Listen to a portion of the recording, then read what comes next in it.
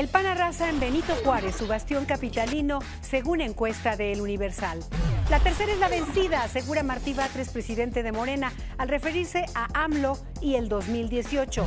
Y en Red 3.0 le presentamos a los tweet stars del PRI. Todo lo que digan, qué hacen y cómo se mueven los políticos tiene una meta: ganar 2015. Esto es Red Política, una producción de El Universal y Proyecto 40. En Morena insisten en deslindar a su partido y a López Obrador de la masacre en Iguala y ven en las elecciones intermedias una prueba para la presidencial de 2018.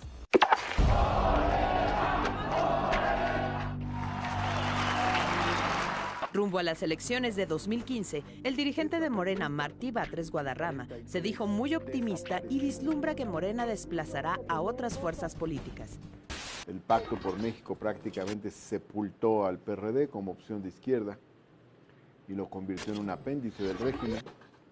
Es una desgracia, porque fueron muchos años de lucha, pero afortunadamente existe Morena.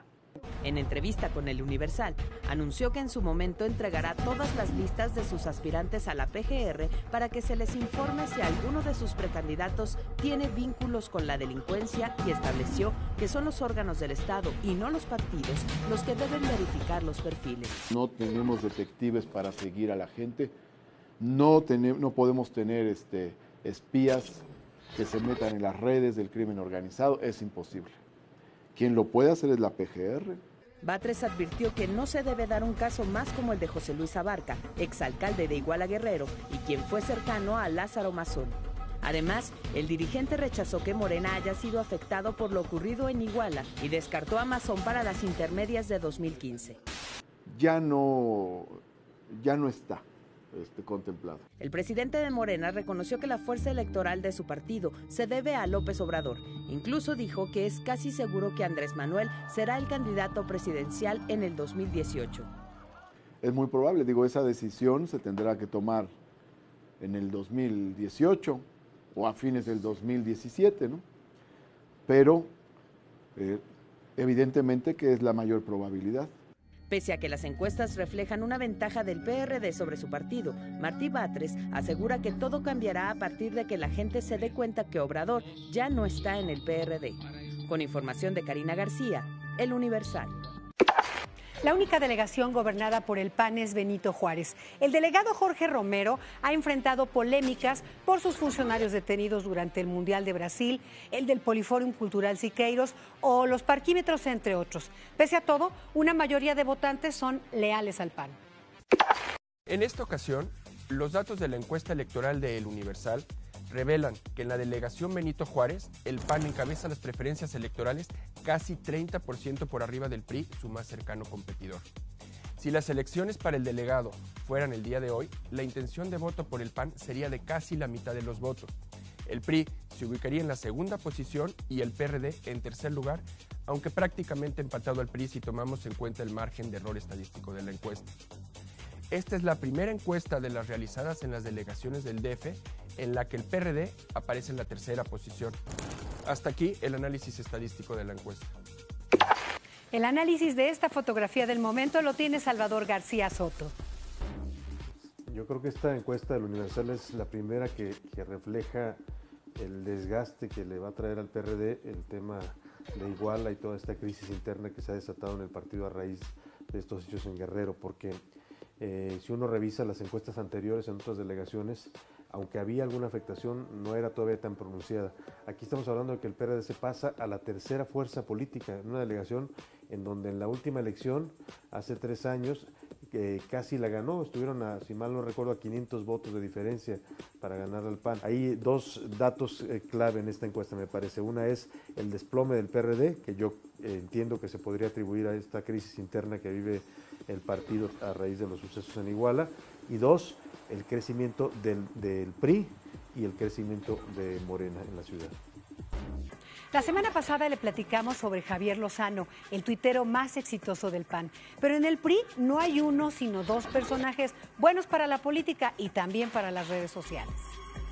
De los tres principales partidos políticos, el PRI es el que destaca en las redes sociales. Por esa razón, analizamos el perfil de los dos hombres más tuiteros de su partido y que son también los líderes de sus bancadas en el Senado y en la Cámara de Diputados respectivamente.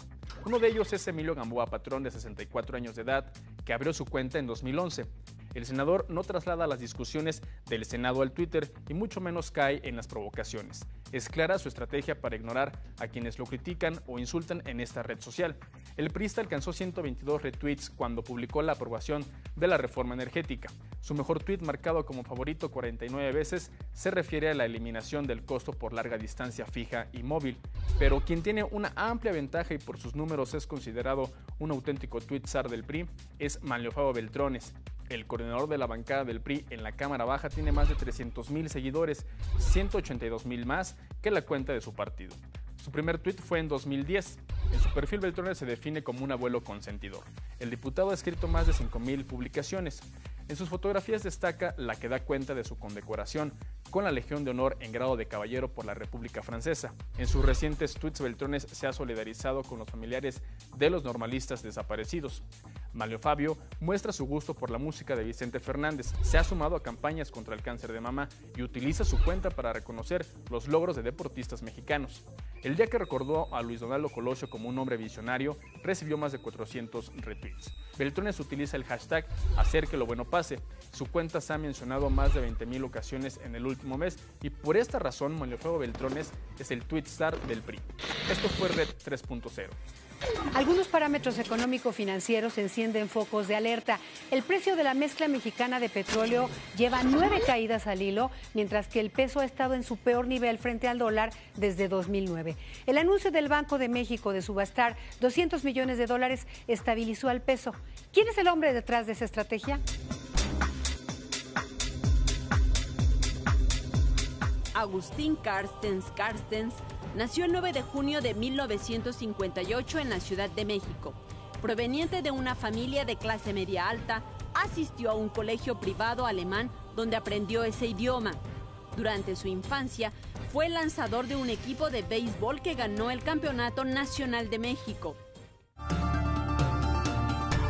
El diario estadounidense The Wall Street Journal ha destacado que Carstens estudió en el ITAM y a los 22 años ya trabajaba en el Banco de México, donde estuvo a cargo de las reservas del banco y las colocaciones de deuda internacional. En 1985 obtuvo un doctorado y una maestría en economía por la Universidad de Chicago.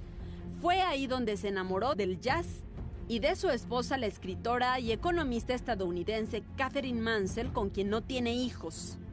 De diciembre del 2000 a agosto de 2003, se desempeñó como subsecretario de Hacienda. En 2006, Carstens renunció a la segunda posición del Fondo Monetario Internacional para ocupar la Secretaría de Hacienda en el gobierno de Felipe Calderón. En 2011, Agustín Carstens buscó ser el primer jefe no europeo del Fondo Monetario Internacional. Sin embargo, perdió la carrera ante la exministra de Finanzas de Francia, Christine Lagarde. El reto actual de gobernador del Banco de México es mantener la estabilidad económica del país. Con la enésima reforma política, aunque me refiero a la de este año, se espera una transformación de fondo en los procesos electorales. Sin embargo, grandes vacíos amenazan con empañar los comicios de 2015. En abril de este año desapareció el Instituto Federal Electoral para dar paso a una nueva autoridad, el INE. Como nuevo árbitro genera expectativas que no terminan por convencer a los expertos en la materia. Lo que tenemos es un INE, que es un híbrido, no se acabó con los órganos electorales locales, o sea, seguimos teniendo una estructura duplicada, la intervención y la presencia de los intereses locales va a seguir existiendo. Para la presidenta de Incide Social, desde que nació una autoridad para organizar y vigilar las elecciones hace ya 24 años, han mostrado mejoras como los mecanismos de denuncia ciudadana. Sin embargo, asegura que los partidos se han apoderado de esa institución autónoma.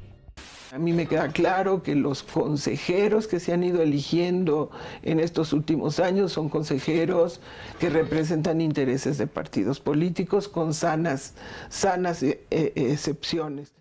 Husitman advierte que para los comicios de 2015 el INE debería ejercer control sobre los partidos. De no ser así, será rebasado por quienes tiene que regular. Yo veo hacia adelante la creciente destrucción de la estructura ciudadana, de supervisión y de alguna manera control de las instituciones y de los procesos electorales. Para el expresidente del IFE, los procesos electorales tendrían que ser menos costosos, incluso para evitar un sistema de financiamiento corrupto. Es un problema que se ha presentado en muchos países del mundo, de campañas caras que son financiadas de forma ilegal. Es el problema que genera el ciclo de corrupción. El problema de corrupción en México está fuera de control, ha crecido mucho en los últimos 15 años. Recorre a todos los partidos, a los gobiernos en sus diferentes ámbitos, a muchos poderes públicos. Del nuevo proceso electoral, Luis Carlos Ugalde rescata la eliminación de las campañas negativas, la fiscalización en tiempo real y las candidaturas independientes. Pese a esto, asegura que habrá conflictos electorales. A pocos días de celebrar la Navidad, Leo Augusto y Los Ángeles del Gordo nos traen una pastorela estelarizada por algunos políticos. El Submarino Político presenta Pastorela Mexicana. Hace muchos años, en un lugar muy lejano, un ángel se apareció ante un grupo de pastores para darles la noticia de la llegada de un nuevo pacto político. Así es, mis pequeños saltamontes, tienen que seguir la señal 3G en el firmamento hasta llegar a un lugar donde se firmará este gran acuerdo que salvará al país algún día. En el camino se encontrarán con marchas, plantones y la tentación de uno que otro moche. ¡Ánimo, Montana! Pero no teman y sean fuertes, hermanos míos. Los pastores de los 3 partidos políticos emprendieron el camino con cautela para evitar ser descubiertos por la prensa, a quien veían como uno de los diablitos de esta pastorela.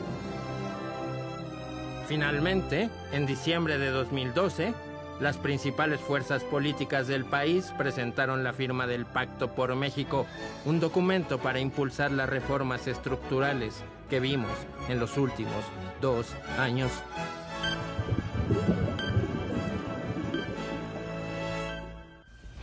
En un país como el nuestro, donde la justicia todavía es una asignatura pendiente, la presidencia de la Suprema Corte de Justicia de la Nación cobra hoy más que nunca una relevancia inédita.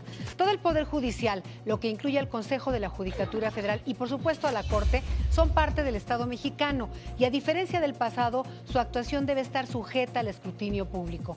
El 2 de enero conoceremos los nombres de quienes encabezarán esos 2 órganos colegiados. Justicia pronta, transparente y expedita serán sus retos y México se los demandará. Antes de irnos, hacemos un enlace con Paco Vaca.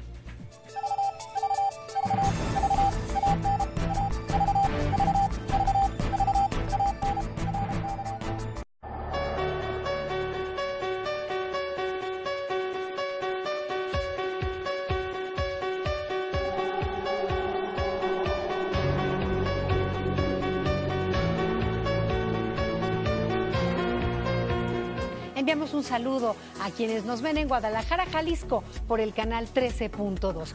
Proyecto 40 lo invita a donar un juguete nuevo para los niños de escasos recursos, el cual deberá entregar en las instalaciones de TV Azteca antes del 5 de enero. Participemos juntos en el juguetón que cumple ya 20 años dibujando millones de sonrisas en los niños de escasos recursos. No lo olvide, 2015 será la antesala de la elección presidencial, así que le invito a observar con detalle qué hacen los políticos. Muy buenas noches.